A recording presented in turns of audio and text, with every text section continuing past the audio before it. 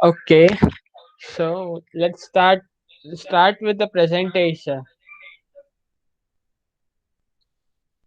So everyone can see the presentation.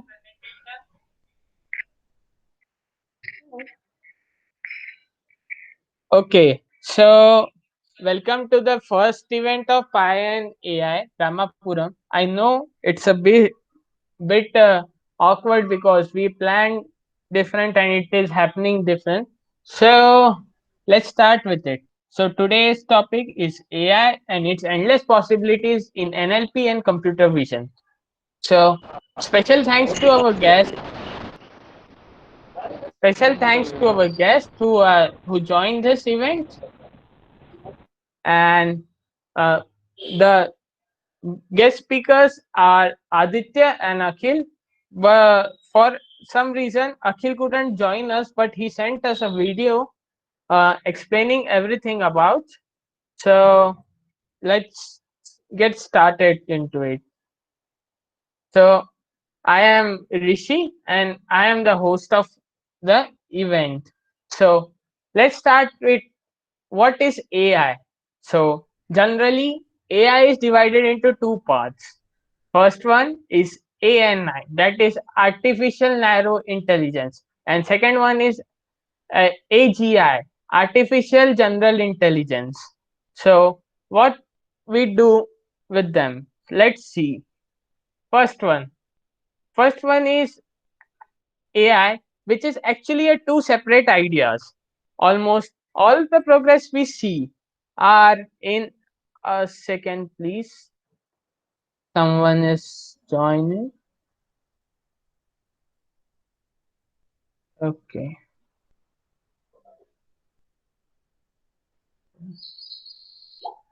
Okay. So this AI do one thing, such as just smart speakers. Just you can give a command and they can play a sound or anything. Or a self-driving car, they just drive the car. Or AI can do a web search only, but they cannot do all the things all together in one. So they are known as artificial narrow intelligence. uh, the other type of AI is called AGI. So what is AGI? AGI is actually our goal and what we think is AI. So uh, AGI is something that human can do or anyone can do. Maybe it can be a super intelligence,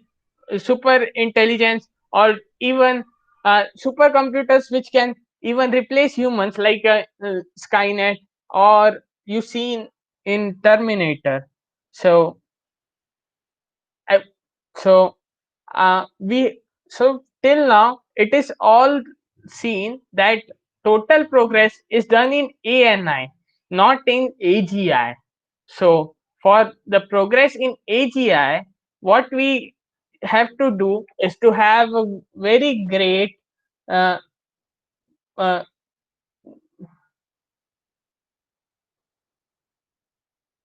have a very great.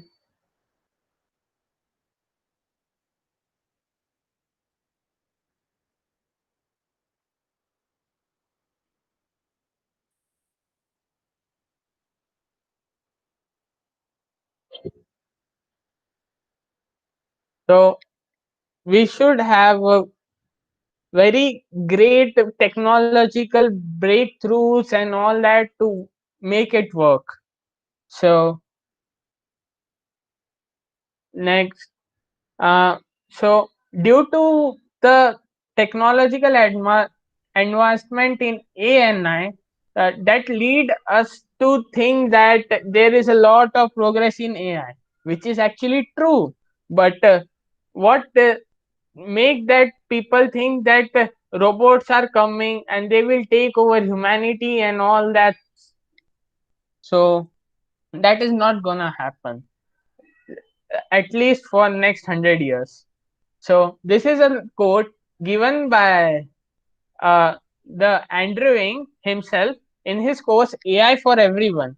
He said that I think AGI is an exciting goal for researchers to work on, but it will take most technological breakthroughs before we get there, and it may be decades or hundreds of years or even thousands of years, given how far away AGI is.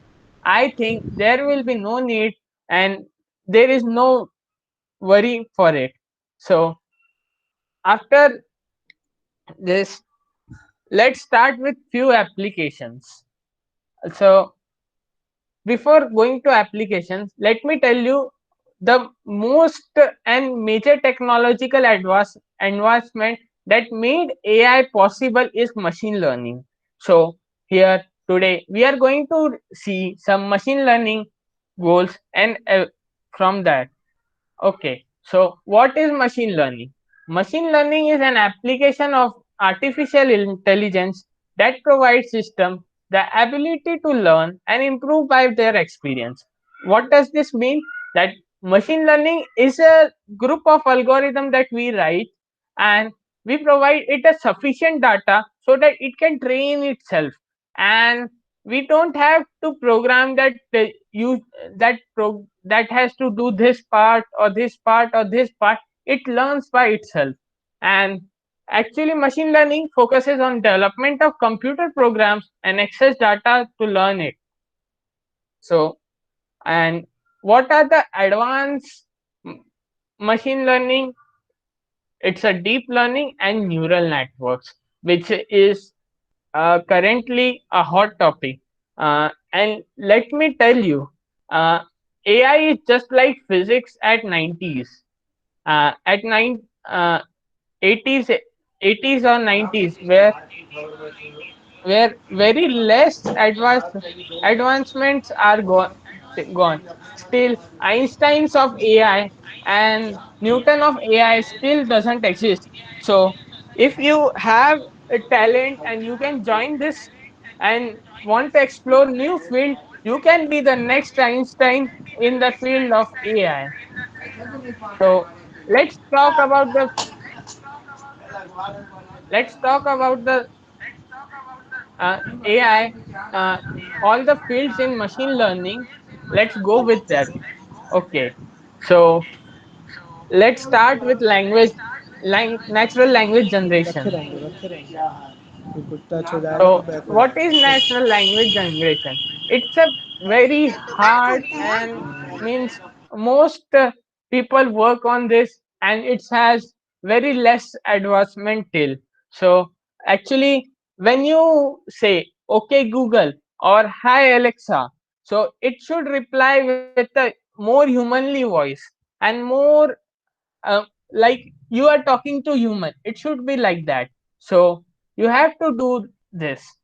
So in this, many companies has tried to do it, and for that Alexa has more humanly voice than any other. So you can try Alexa. It's available in Play Store. Then speech recognition. Uh, Imagine you are in a crowded, noisy place and you just call your assistant. Okay, Google, please open my gallery. So, in even in there is too much noise, you get that out, get that AI in your phone opens the gallery. How it can do? It recognizes the speech and all the things it gave your speech, and it differentiate with your voice to noise. It uses cocktail party algorithm. It's called for that, and it's a speech recognition works actually. Then virtual agents, chatbots. If you have gone to Flipkart or Amazon or any website, you see a small chat box where is written that how we can help you, and if you give something written means in that you get the reply instantly. So who is replying? No human is replying. There are chatbots. They are AI. They read what you are saying, what you are writing, and reply accordingly. This is actually a very good field to take on in AI. Then machine learning and deep learning platform. What are they? They contain pre pre-trained models and tools to make your application more robust and dynamic. One of the example is Mia Marketplace. Let me show you how it looks. So this is the home page. It is currently in beta, so you cannot join. You have to register for it. So let's go. Here are many programs. So like we can go for load predictor. It's a very basic machine learning program. uh, it is not working right now, so we will not use it. So let's move forward. Biometrics. So what biometrics is a field in which AI has made a boom. uh, like for I am scanning my fingerprint or my face is read by the camera. So the information which is in pixel form or any form, it is converted by AI in a digital form, so that it may work like it could not have another face or another finger matching to that. So for that, biometrics apply AI to the, find the difference in the patterns of the human, like typing rhythm, walking pattern, voice, and it works more better. Then text analysis and NLP.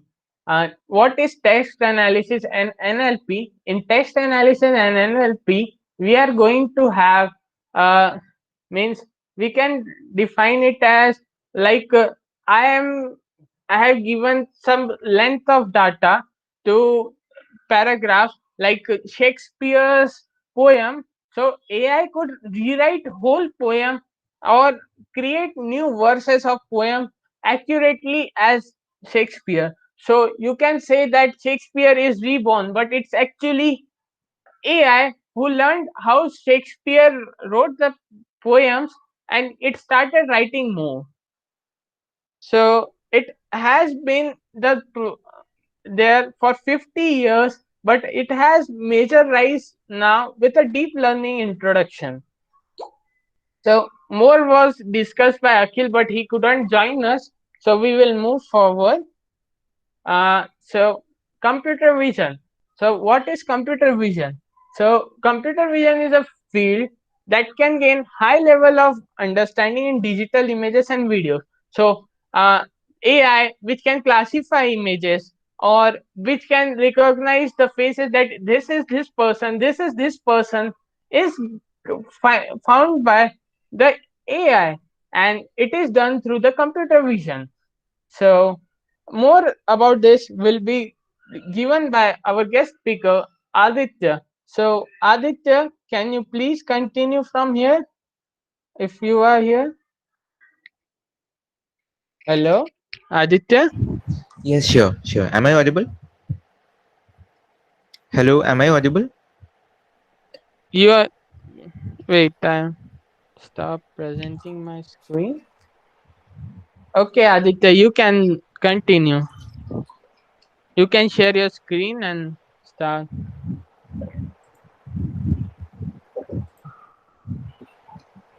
Just a second, just a second.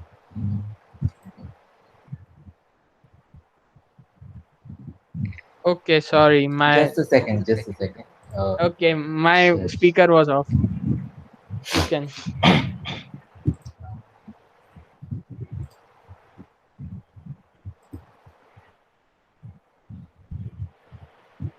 Okay, I assume my screen is visible Yeah, your screen is visible. and I am audible, right? Yeah, you are audible too. Excellent. So, like, as you might be seeing, like, I'm using a different account for the voice and a different account for the screencasting. I'm Yeah. Aditya Jyotipal. I'm the co-founder I- and an ExploreML co-founder of Cognitive Applications Research Lab and an ExploreML facilitator. I'm currently doing a project with Samsung as well. Today, my talk is about computer vision and how we can actually understand how this computer vision algorithms work. Thank you, Rishi, for giving such a nice introduction about how machine learning works, what the advances have been in the field of AI in the past decades. So, swiftly moving on, I guess many of you have heard about neural networks, right? So, what a neural network does, on a very brief demonstration, I could tell it as you see an image and then you try to explain what is in the image, or try to classify the image, or try to label the image. Computer vision is a part of digital image processing. So naturally, we use a lot of features, like it could be something like edge detection, it could be something like finding other features in data. In neural networks, we try to design these features instead of designing them by hand. As we see in this figure here, we have a two-layered neural network. First is the inputs, which we have. Next, we have the, if you can see my mouse pointer here, it is visible. Uh, this is the first hidden layer. This is the second hidden layer. This neural network has two hidden layers, and then we have one output layer. So moving on, what we do in these neural networks is first we visualize one very low level feature. We move from low level features to higher level features. What do I mean by low level features? It could be something like a pattern, an edge. For example, maybe in the first neural network, we're just studying the patterns on the cats, cheek or something, or studying the dog's ears. And as we move on, we start seeing a better picture of what the neural network sees as the cat or the dog. Later on in this presentation, I'll give you a practical demo of what the neural network is seeing at each and every single layer of the neural network. This would help you not only to visualize and understand the neural network better, but maybe as well to uh, run your own neural networks with greater understanding of how it's making a certain decision, where it is going wrong, or why it is going wrong. So so we have spoken so much about neural networks. We have spoken about neural networks sending some data from one layer to another. So what is this data that is being sent from the first layer to the second layer, or say the second to the third layer? Here we can see that we have some input. This input for image for computer vision is usually in the form of pixels. We are only considering images or spatial domain images. That is, we have some color in the first pixel, some color in the second pixel. Here for grayscale images, we consider color to be an integer value from 0 to 255. And for color images, we consider three channels, R, G, and B, and sometimes an alpha channel. But and each of these channels will again have values from 0 to 255. So those are our inputs. Speaking very broadly, we have some input. Next, we have something called an activation function. We'll see what an activation function is later on. Don't worry about that. So if this function returns true, we activate this neuron. Like here, say this neuron has been activated. So there is a connection from this to the second layer. These neurons have not been activated, so there are no connections. Let's see, for example, 5 is 5 less than 10. So less than 10 is your activation function. So is it less than 10? Yes, it is true. So we activate that neuron. We can now consider an input, say 7, and we see that does 7 have a curve?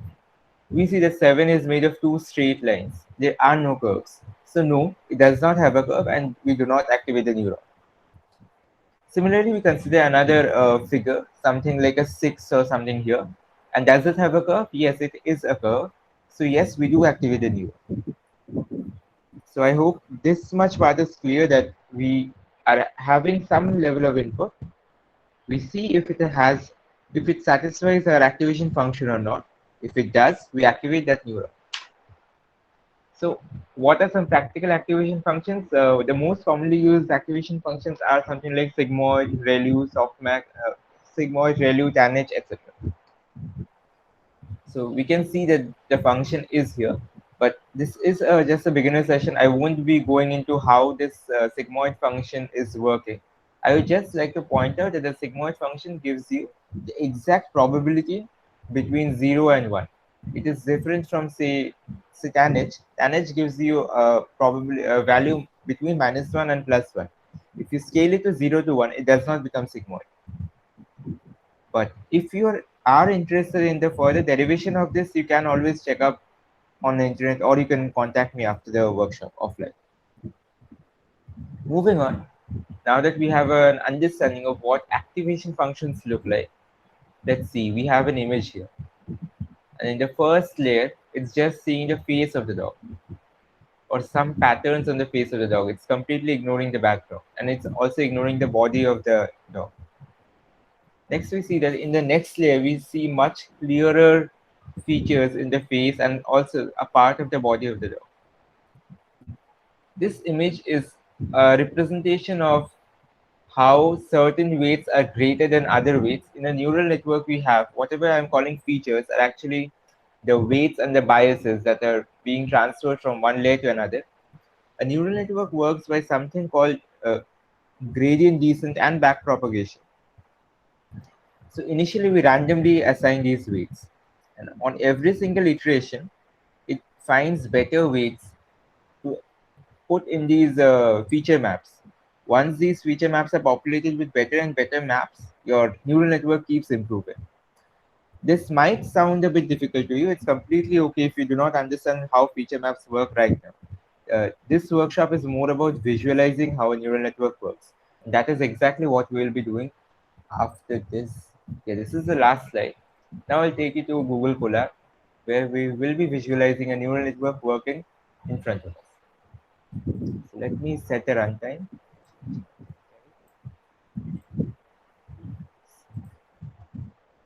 Okay, so as the Google Colab session gets ready,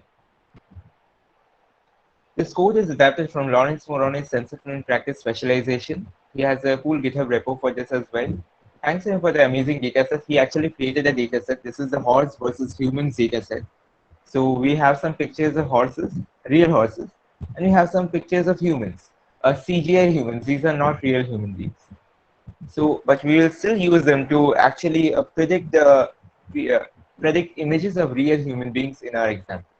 Let us see what the neural network is seeing at every single layer and where it is going wrong, and how we can improve any neural network by using this example. Okay. Do you have any questions till now? No one has asked a question in the chat. If you have any questions, you can feel free to turn on your mic and ask a question. And feel free to put your questions in the chat section. I would attend to them as soon as possible. All right. So what we are doing in the first line here is we are just downloading the dataset.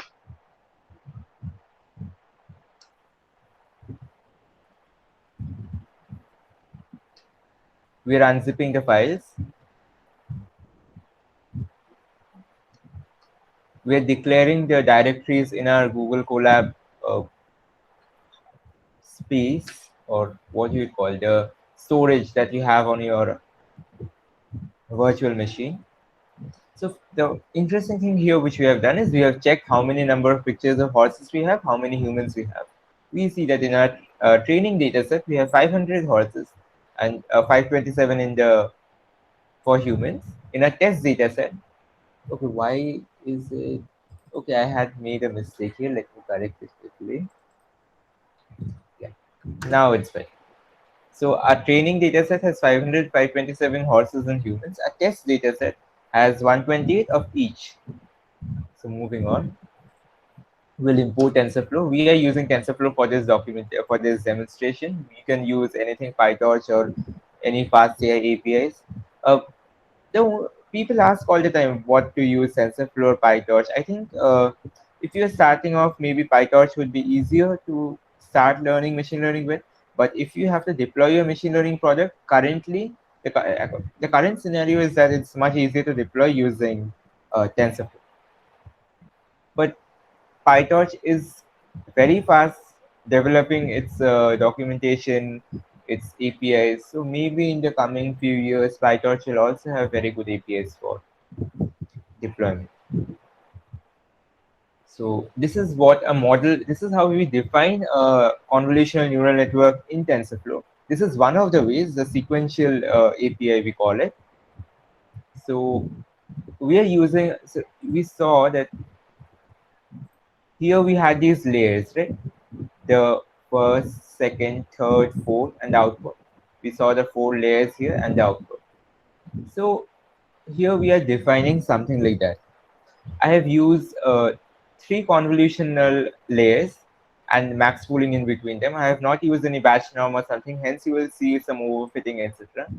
You'll also see that this neural network does not perform very well, and it's not an issue. We are not trying to make a very good neural network here, but rather just trying to find out where it makes mistakes and how we can correct the mistakes in our own neural networks. All right, we have a question. Do we have a question? No, okay. So we just defined our model. It has a convolutional layer which has 16 units in the first layer. Next we have a max pooling. Next we have another convolution which is a bigger layer, and we have 32 units in this one. Next we have another convolution with 64 units. So we see that our architecture is becoming bigger for now. Next what we do a flatten operation. What is a flatten operation? Say you take, I think my screen should be busy.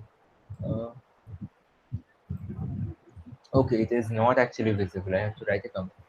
Okay, so visualize the 2D matrix. Say it has a 2D matrix of size 3 cross 3. So we have 1, 2, 3. Next row we have 4, 5, 6. Next row we have 7, 8, 9. So when we flatten it, what we do is we convert it to a 1D column matrix. So imagine we have 1, 2, 3, 4, 5, 6, 7, 8, 9 written top to bottom. This is what a flatten operation does. Next, we have a dense layer. Again, what it does is imagine two column matrices.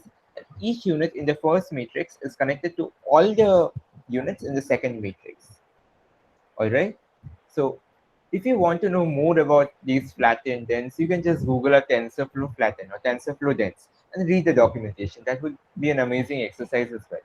We can see our model summary or the model architecture that we designed.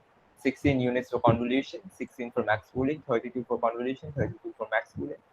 And we have a little over 9 million parameters in our model. Now we are training it using TensorFlow Keras optimizers, and we are using the RMS drop optimizer here, but you can as easily use Adam. Both of them work perfectly. So let's train it. This will take a little over 1 minute. And then we can see like what the model has learned and where it is going wrong, how we can improve our model, etc. So the reason I actually gave you this demonstration is not because I wanted to show you one example of how computer vision is used, but rather show you like how these models actually see and how explainability can play a very important role in understanding how our model is performing, where we are making mistakes, how we can correct those mistakes. This is an amazing time for us to we have already completed 4 out of our 15 ebooks. This is an amazing time for us to actually answer some questions. Do you guys have any questions related to computer vision, my workshop, or anything else? Aditya, Go I ahead. could ask a question. Sure, go ahead. Uh, in behalf of all, can you tell your somewhat journey how you get here? Some Okay, okay. inspiration So, to all. you just want my story. Great, great. Yeah. So, like, I started programming a long while back, like in class 6 or 7. So then I started using Java. No, we started with something called QBasic. Then in class 8, I think we started doing Java. So from class 8 to 12, we did Java. Surprisingly, in our school, my batch was the only batch which never had HTML. So I actually had no idea what HTML is or how it works until I joined college. Now, Oh. as I was in class 11, I actually got interested uh, in a form of intelligence. Like I did not know it had a name like artificial intelligence or something as such. I just wanted to make a smart algorithm. Like I was very interested in algorithms optimization, created a cool optimization for heap sort, etc. So it was then that I made a project on tic-tac-toe. It plays tic-tac-toe without using the minimax algorithm, which is the go-to algorithm for playing any such sum zero game. Sum zero game is one in which one player's loss is another player's win. For example, if most of you have played tic tac toe, I guess, let me show you. This is okay, not this. In case you do not know what tic tac toe is, this is it. Okay, so yeah, this is a game I made. And whenever we see that someone designs a tic tac toe game, we use something called the minimax algorithm, which is the de Yeah. facto algorithm for all Sub-Zero games. It was designed in 1950s by John von Neumann. So anyway, Mm. I found out that a decision tree based approach turned out to be 23,000 times faster than these approaches. So I was pretty ecstatic. I wrote my own program. Today only on LinkedIn I was commenting about it on Shubhaditya's post. So this program was 1600 lines long, the first version Oh. of this program. So then Oh. I reduced it to about 1200, and it was one giant program that I have written in Ruby. So this was my idea of AI till now. I knew that something called machine learning existed, but I was not really interested in it. So I come to first year, I joined the SRM team Robocon, and there I got very interested in robotics. Participated in like at least made robots that participated in the international robotics competitions. ABU Robocon. It's a very good experience. We worked like 20, 22 hours a day, slept for 2 hours, joined classes. It was exciting. After that, in my second year, I left the team and I started exploring other options as well. In my first year as well, I had gone to a lot of workshops, uh, which were by other Okay. seniors in college about machine learning. I got interested into machine learning because, well, it's cool, right? Makes Yeah. decisions on its own. Who does not like machine learning? So, well, I got interested in the field. I started writing programs, and a lot of my previous research was on algorithms optimization, making faster algorithms. But now a senior told me, like, why are you designing algorithms like speeding up sorting algorithms? Anyway, people will use arrays.sort. No one even cares about how sorting works at the back end. That was Yeah. kind of true. People do not really care about how sorting works, and at least no one's going to pay me if I make a faster sorting algorithm that performs better in one particular domain, right? Hence, Yeah. I started got more interested into developing algorithms for machine learning. So that brought me into this online course sphere where deep learning.ai helped me very vastly. Like I started doing courses from Andrew Ng, mainly Andrew Ng because he is like the godfather of AI education at least. So I started doing his courses. Started with the uh, this normal course, machine learning. The title of the course is machine learning. That's it. You just go to Coursera, you type Yeah. machine learning, you get his books. So I did that. And it's taught in MATLAB. It's pretty much not used anymore. You should not be using MATLAB to learn machine learning nowadays. But his explanations are just amazing. And those solutions are also available in Python. So you can learn from that course and do it in Python on your own. Moving on, I did the deep learning.ai specialization. It's very new and it's taught in Python. You can also start with that course if you want. It's also taught by him and Kian Katan as well. Kian and Eunice and Andrew, they have made so many amazing courses. Like just recently, like a few weeks back, another course came out, CS230, cs230.stanford.edu. It's a free course available on YouTube. You can also check that out. So yeah, I started with these online courses. Then I moved on to teaching in my own college. I started my team, Cognitive Applications Research Lab. I started the team with another guy from fourth year. Then we conducted a lot Yeah. of workshops on research, machine learning, teaching the students. And then, fortunately, I got an opportunity to teach all the students outside my college as well with Google Explore ML, thanks to Google. And then we went there, we taught students, we also had some FDPs. We basically got a lot of experience about how to talk to a lot of crowds, how to explain machine learning to everyone, how to inspire people, etc. So Google does that very well. I have got to say that. So once that was done, I think right now I spend my time. Oh, by the way, I forgot to mention an important part. One was like starting from class 10, I guess, I got very interested in open source. So I was contributing to that Google Code and Google Explore ML. So through these programs, I got a better understanding of how Git works, how communities work, how people contribute code, etc. So Yeah. I guess You agree to the point that open source is going to be the next revolution for, means like, many applications are nowadays going paid, but the applications which are open source are now improving in a vast scale. yeah, I agree to that. I wouldn't call it a new revolution or something. Again, I do not have the expertise to comment on that matter. But yeah, I do agree that open source has grown a lot. Like when I started contributing to open source, if I told anyone open source, they did not even know what open source is. And then my first blog actually was in 2016 or 17, I think. So I wrote about something called Internet Relay Chats. My first blog was on IRC. I'm pretty sure none of you have heard of IRC, right? Have Yeah. any of you heard of? Okay, none of you have heard of IRC. So, like previously, everyone used to use internet relay chats to communicate. Like right now, we have Slack and Gitter, etc. It's a modern form of IRC, much modern. Believe me, it's like way easier to communicate over Slack and GitHub than say the IRCs which we used to communicate over.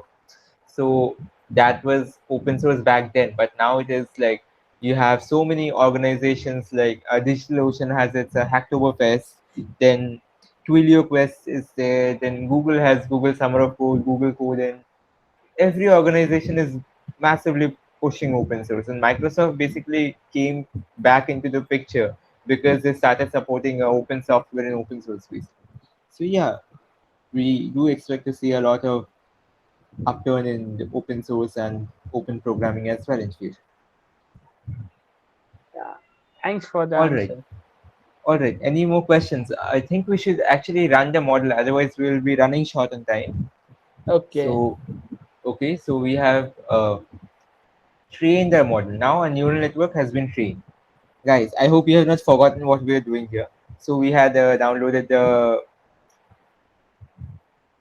data set. We had defined the model. We had trained the model on the data set. Simple, right?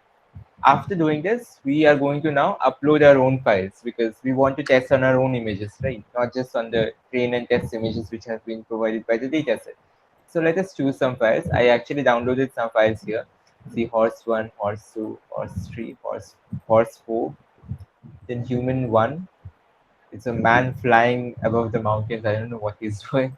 Human 2, it's like the evolution scheme. Human 3, a woman who's doing some exercise. Human 4 is a group of children, and human 5 is a woman standing with a pot over her head in the middle of a farm. So let us upload it. It sometimes happens that in Google Colab the upload does not work at once. You have to do it a few times.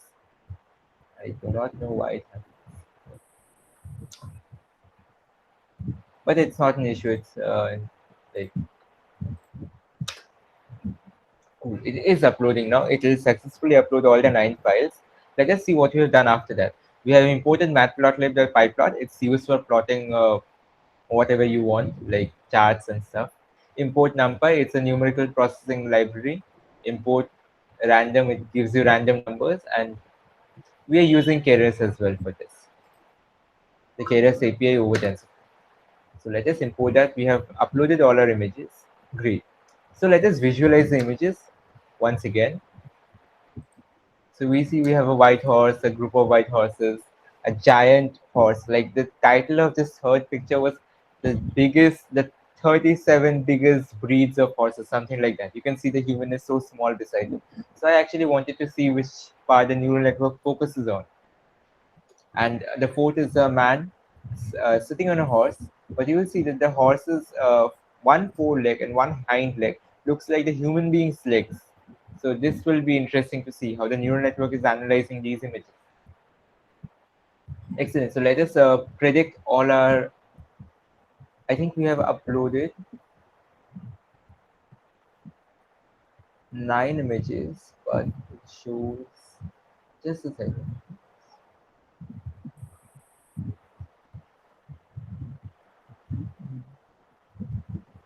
Okay, we actually have 5 images.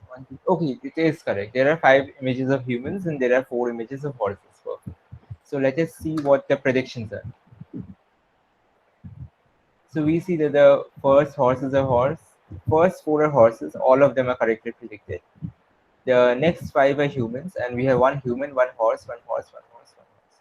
Wow, okay. Most of the humans are wrongly classified.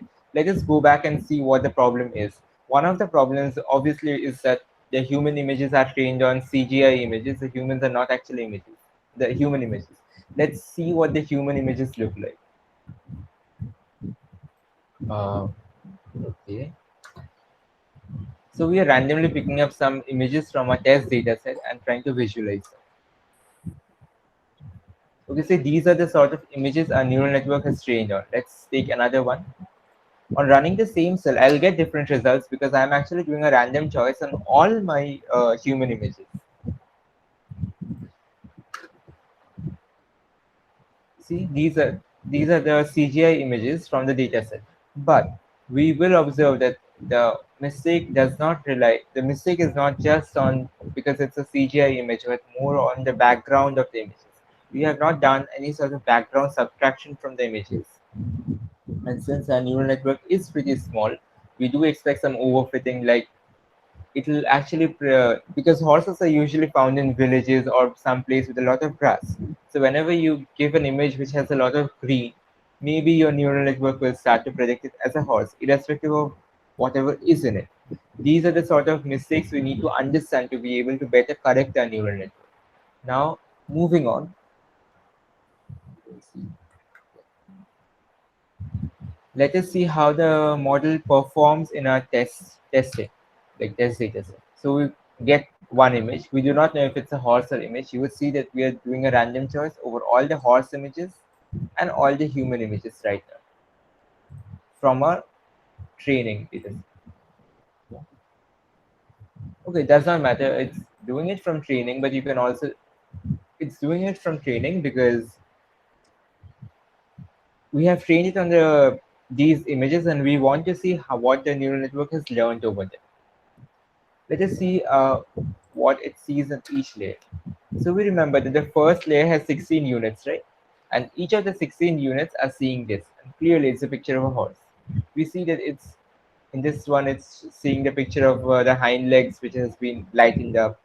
We see that the body of the horse is very dark in this one. But these are just the first layers. These are not important as much. What is most important is these small images at the bottom. What we can do is we can just zoom in. Okay, it zoomed in a bit too much. Yeah. Still not that good. Let me try to see this. Open image in new tab and then zoom. I think this would be better visible there. Yes. So we see that the neural network is focusing more on the horse's head here, the mane, which it should be focusing on. So it's looking at the right things. Again, like if it's predicting a horse by looking at the background, we understand what it's looking at by looking at the color scheme here. The lighter parts are where it's focusing more, or the grayer parts are where it's focusing more. The middle parts are where it does not really care about what's happening. All right. So moving on, let's see another image.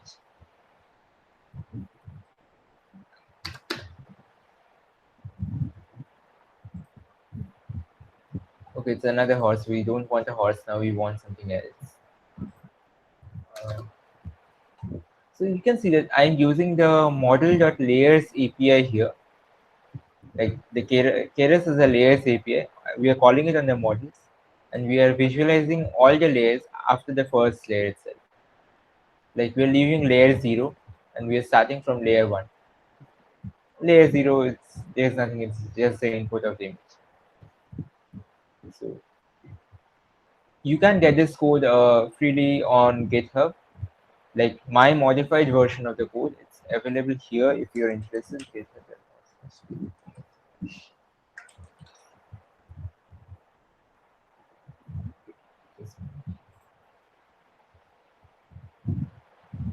So this is a repo. I'll be adding more approaches using GraphCam and everything else later on. I'm putting it in the chat section here if any of you want to check this out. You start the repo if you want. So moving back to our demonstration, we see that it's again a horse. Okay, let's just look at humans for once. This time it's definitely going to be a human because we have thrown out the horses from our data. Yes, we have an image.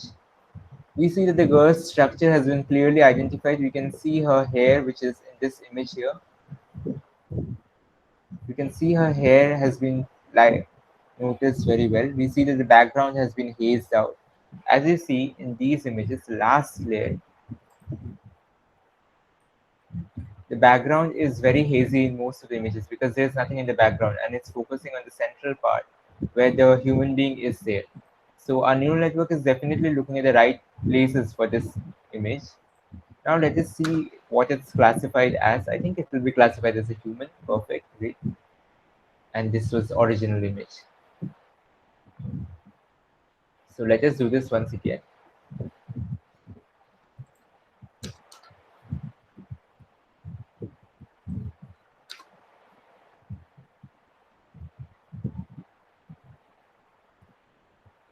Now we saw how the neural network is working over a lot of what you'd call that the CGI images. Now let's go back to our own images and see where it's making a mistake, why it's making a mistake. So since we noticed that a lot of the human images were wrongly classified, let us focus on that first. So we define the image part as human1.jpg and we see what it's predicted as. Okay, it is predicted as a human. Good. And what is the neural network looking at? Okay, Okay, the human's figure has been very clearly marked in this.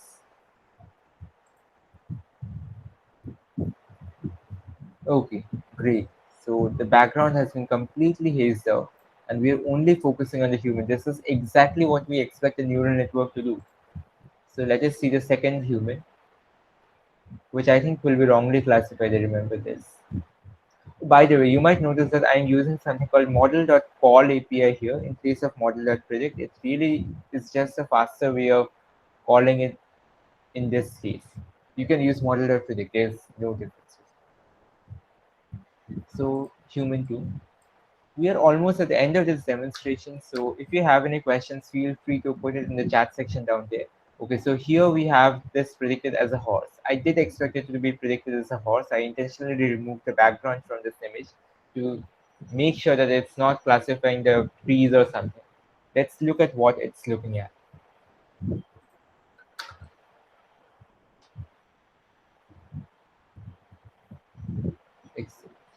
So we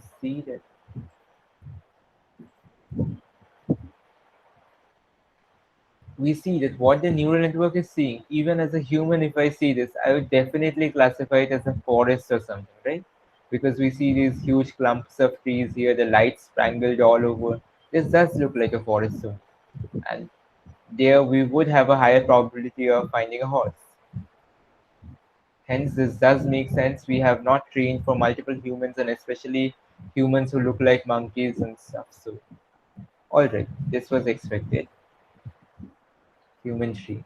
So from these errors, we can also understand how to modify a data set, how to give a different how is this horse? Okay, let's see what it is looking at. Because the last time I had trained this neural network, obviously the weights were initialized differently, and this image was classified as a human, not as a horse. But this time it's classified as a horse. That's why I was pretty surprised. We see that the neural network has drawn the background pretty well. Let's see what happens in the last layer before it makes its prediction.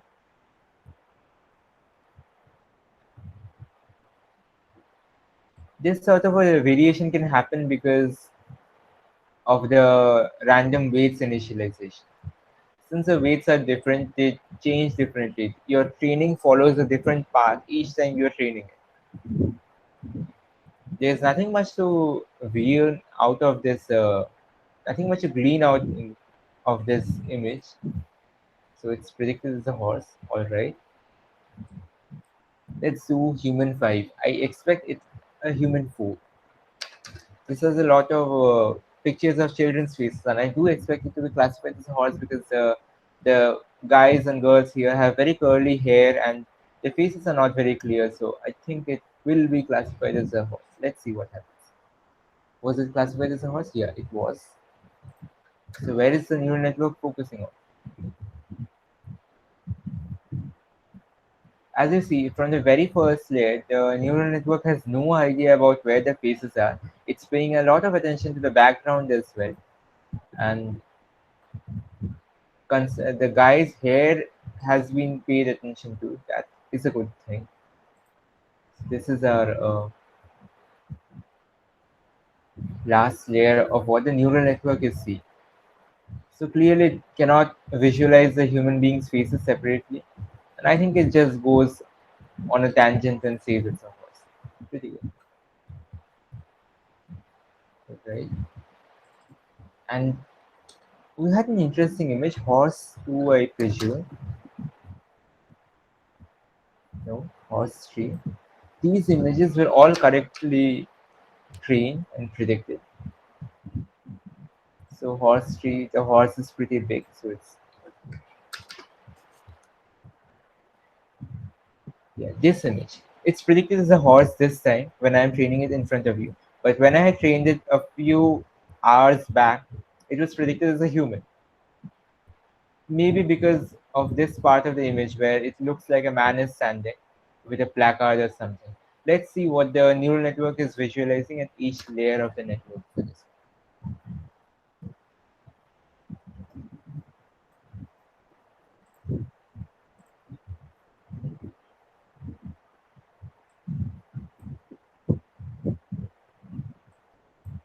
All right, so this is at this time the neural network has trained itself in such a way that it's looking at the horse's figure and not at the human's figure, and it is correctly presuming it's a horse. It's pretty great. All right, you see that some of the neurons are also predicting it to be a human. Like this one would definitely have predicted it to be a human, but overall, like doing the sigmoid neural network sigmoid activation function over all the outputs from these 64 neurons, not 64 actually, like there are a lot of yeah, outputs are there. We can check the number of outputs from the model architecture. Yes, we have 512 or 9 over 9 million parameters, so we basically have 512 inputs or numbers, integers going on to your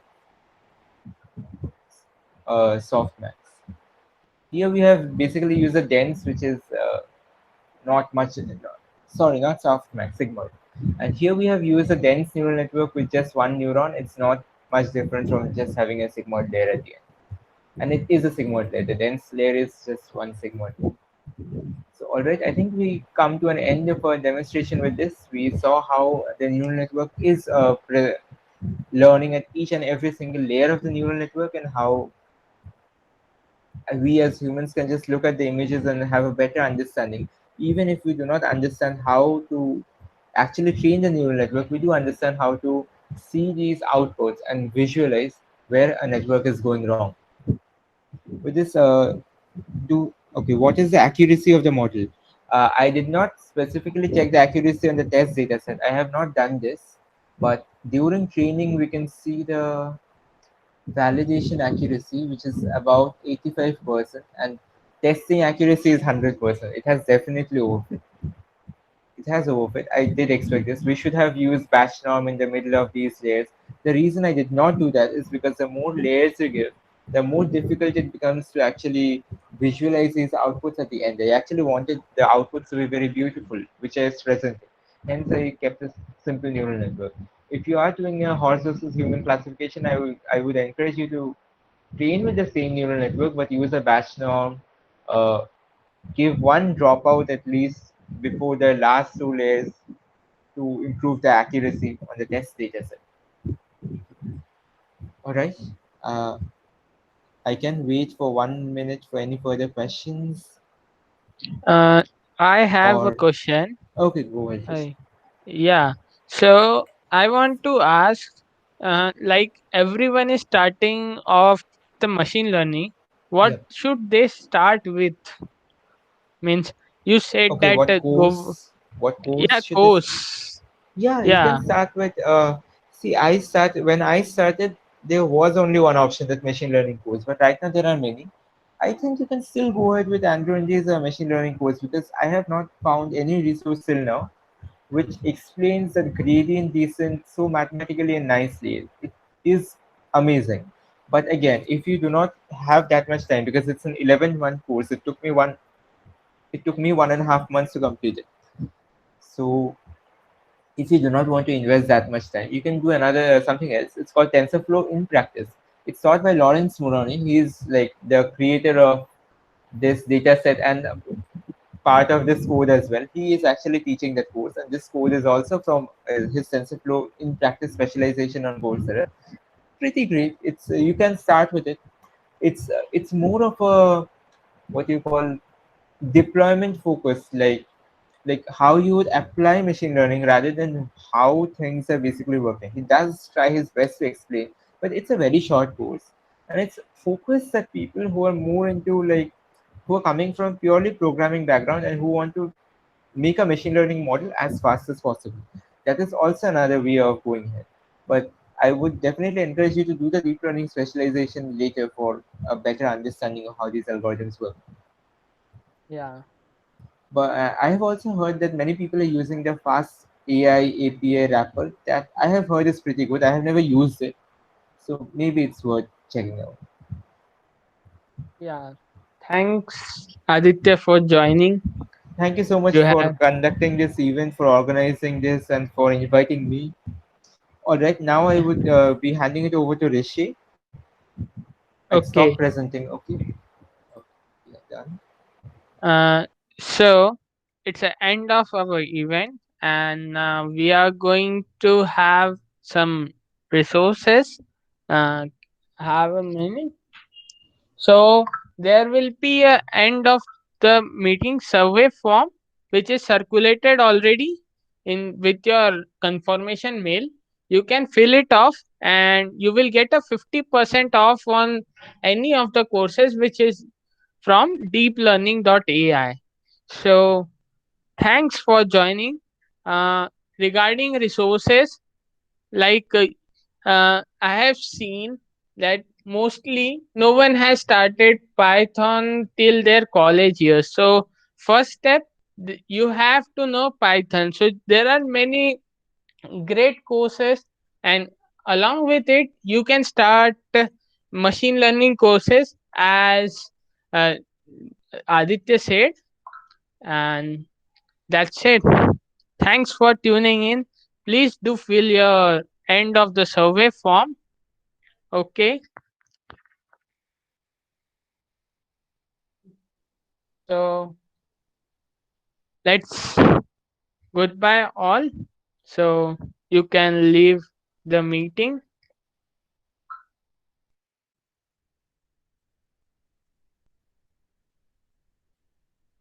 Anybody is having question can ask before leaving.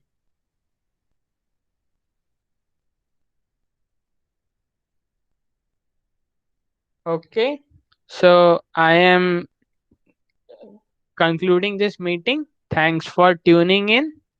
And okay, great. Eh, and event was extremely wonderful. Thanks Aditya for joining me, and you have a great session. I loved it, and everyone had love.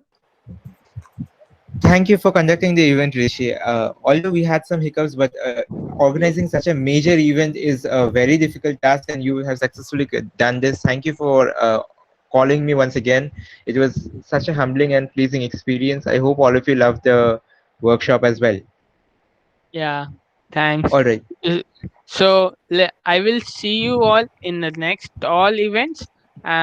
We will conduct more events in the series, and these events will be more precise and all deep learning oriented.